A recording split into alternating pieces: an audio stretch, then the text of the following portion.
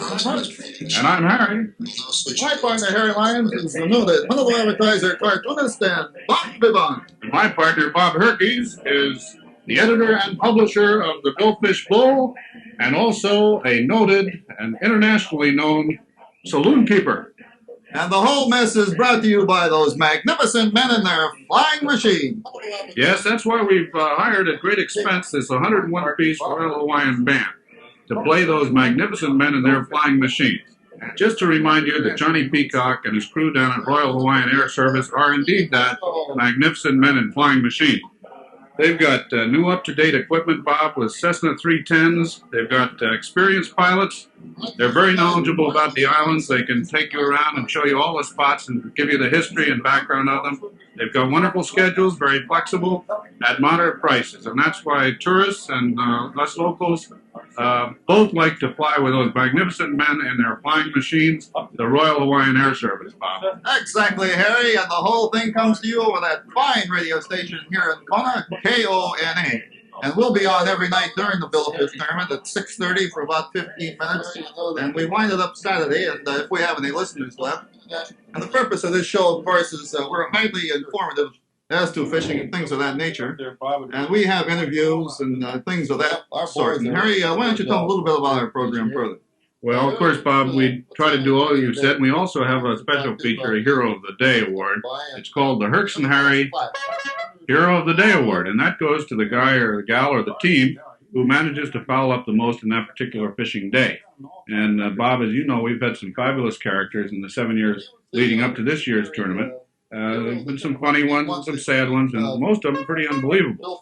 But Bob, why don't you bring the listeners up to date on some of last year's Herks and Harry's Hero of the Day? Well, Harry, as I recall, last year his first hero was Freddie Rice. On the first day out fishing, he lost the rod and reel overboard to a fish, and we thought that this was pretty spectacular. Freddie also, during the course of the tournament, lost his boat the next day. He also caught a fish on his day off. All of these spectacular, but he didn't quite make the Hero of the Week. We also had Clint Ashford, who went out and got a beautiful fish on his day off, of course. And got back to port and had a couple of frosties and decided not to weigh it. When old Bev, his wife, said, Clint, we better weigh this thing. Looks pretty big. She was looking through the record book. They weighed it. New world's record. But it was disqualified too long later. Then we had Ed Neal, who had a ahi chewed up on him. And Ed's been fishing the tournament as a member of the press for some time and never really hit it. But of course, our big one, Harry, well, you tell him about it. Well, I don't think anybody, of course, within listening range failed to hear about our Hero of the Week last year. It was Fred Splash Gartley, who made the unbelievable performance of being actually caught by a marlin. This made, of course, all the mainland newspapers, Bob, you remember, and it was pretty incredible. And actually, we were lucky enough to have Splash here with us today, and maybe he can refresh us a little bit about exactly what happened. Splash, how did that happen? I remember we went through this last year, but exactly how did this marlin manage to land you? Well, Harry, to begin with, when the reel went off, and it took out a considerable amount of line. And if anybody knows anything about fishing, when we packed the reel, it wasn't very tight, and all of a sudden the line buried and just quit going out. And when a marlin on the other end of the line at 200 to 300 pounds pulls, and you've got no line going out, something's got to go. And it was me. One statement there, Fred, about if anybody knows anything about fishing. Let's not take that for granted on this show, though. Being an authoritative fishing sportscaster. Well, as I recall, then you got back into the boat and fought it some more. Is that right? Yeah, we had to fish on for about a half hour, and right up to the last, I believe it sounded and died and must have rolled over, and the hook just came right on out. It sounded and died and rolled over, and the hook came out. And then the next day you did get a fish, though, didn't you? No, immediately thereafter. We just put the baits back out and picked up an ahi. And that one came in 2 pounds too light to qualify, is that right? No, it was only 90 pounds, and as you know, they have to be 100 pounds, and we've never gotten on the board yet. So on the basis of that sterling performance, and we've also asked Fred his condition at the time when he went into the water, and he assures us that it was fine. Of course, then he came back to the pier and had to rerun the thing for the press. And as I recall, this year's or last year, that he was swimming around the bay with some guy's rod and reel. What did the fellow say to you when you came back out of the bay with his soaking wet rod and reel? I don't know what he said. I think he was in worse condition than we were. Otherwise, we'd never gotten the rod and reel. Yeah, well, I had several people comment. By God, I'm glad he didn't do that to us. Harry, you got anything else to ask old Splash here?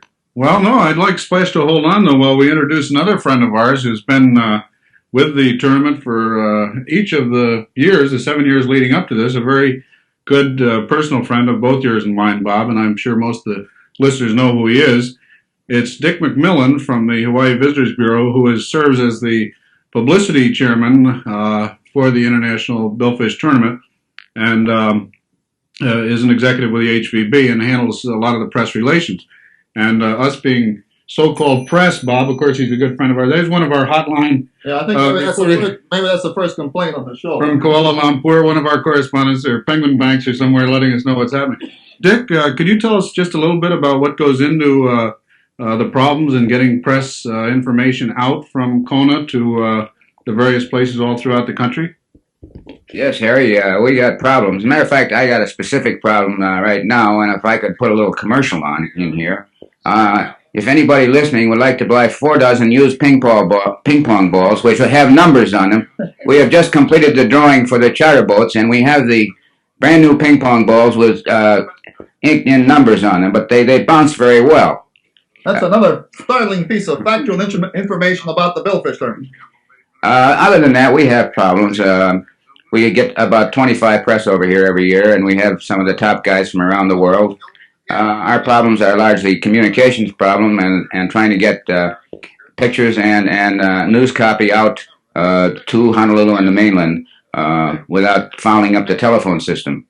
And every night here of the tournament, the telephone system seems to be jammed with people calling somebody to come over to their room for a little snort. Dick, you might comment on some of the interesting personalities that are here, the people that have come the furthest, or other bits of information about some of the stars of the tournament. Some royalty here, too, I believe. Well, the most interesting personalities here are Harry Lyons and Bob Herks, but we also have the Duke of Manchester from Kenya in Africa, and we have Sir Alf Stevenson, who is fishing with one of the New Zealand teams, and Arnold Wooler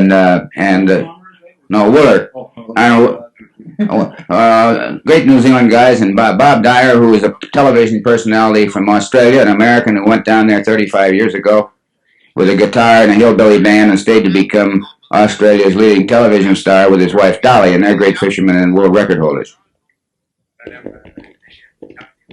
Well, that's real good, Dick, and I think it's going to be a very interesting tournament. Again, I wanted to ask Splash Gartley once again if he had any amazing thing that he had planned to top last year's. I don't know what. Could you get caught by an octopus or anything out there? Is that possible? What are your plans to try and repeat as the hero of the week? As a matter of fact, we have you now in first place for hero of the decade. Isn't that right? That's right. He's in there for the entire century. That's hero of the century, perhaps. Well, of course, anything would be just an anti-climax. I had really given it some thought, and I thought maybe perhaps, a lot of guys will have 2 hooks, a trailing hook, and I thought maybe catching 2 marlin. Or 2 marlin catching you. Or I thought that maybe I might make a real grandstand play and catch one right off of Conan. Yeah, Conan, and whiz up to the dock at 4 o'clock and fight it from the pier. Make a real deal. But I don't know yet what I'll do, but it'll be something. It'll be something. Harry, I wonder if Freddie's got his eye on maybe some of the various world's records that are set during the billfish tournament. For example, the quantity of beer consumed, or things of that nature. Harry, well, he's got an awful lot of competition in that respect. I've known last year we had a pretty well-known show business personality with us who, the last days, I remember he went out and with a Hawaiian band and a bartender and a bunch of Mai Tais. They were out of competition by then, I think, but they had a great time and enjoyed themselves very much. Matter of fact, that guy won the Academy Award, I think. Lee Marvin, and he set several international Mai Tai consumption records during the course of the tournament. But gee, let me see if there's any other that come to mind. Of course, the largest angler ever caught in rod and reel by a Pacific blue marlin, of course, is Fred. And we have you listed, Fred, as what, 6'2"? 6'5". 6'5". Oh yeah, he's a little taller. 6'5". That's feet, not inches. Yeah. 190 pounds and a girth we figure of about 30. Huh? No, he's a little around the 34. 34. Yeah. Right. Any other records? McMillan, you think of any good records around the tournament this year? But in the realm of fabulous characters, tomorrow morning in the Billfish Bull, we're going to have a little piece about a guy that talks to marlin, so don't miss that. That's right. It's authored, incidentally, by a very famed humorist from around here named Dick McMillan, and it is a very good piece. So be sure and get your copy of the Billfish Bull. If you can't find one, you can get them where, in the lobby of the hotel? That's right. Of course, we neglected to tell you about the Billfish Bull. It's a publication that's put on daily by Herks and Harry, and we bring you really all the factual information and everything that has to be known about the tournament. We come out every evening, and it's available at the lobbies of the hotels. And if you're interested in the tournament, it's a good way to find out who is setting some of these famous records. Right, Bob. Well, I think we're nearing the end of the program.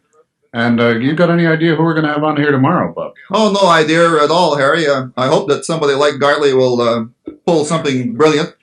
And so we can start off the week with a tremendous Herks and Harry hero. I think sometime during the week we better get somebody in here who was on that wild boar hunt. That's a good item for a fishing show. But it's kind of an interesting thing, I think. One guy got 2 cows and said in Howlett's column this morning. It was supposed to be sows. Yeah. All right, who's sows? Well, it all depends what condition he was in when he called the story in, I guess. Right. And of course, we do want to thank KONA for their help in bringing this thing to the community. I'm not sure that it's a benefit to the community, but they do it anyway. And of course, tonight it's a little difficult to report on anything concerning fishing because the competition hasn't started. Well, what time, Bob, will they be going out tomorrow? What is it? 8 o'clock tomorrow, and it's really a spectacular sight to see all these boats leave the pier. And if you can get to where you can see it, it's a worthwhile thing to see. Right. Some of us, in order not to miss it, stay up all night.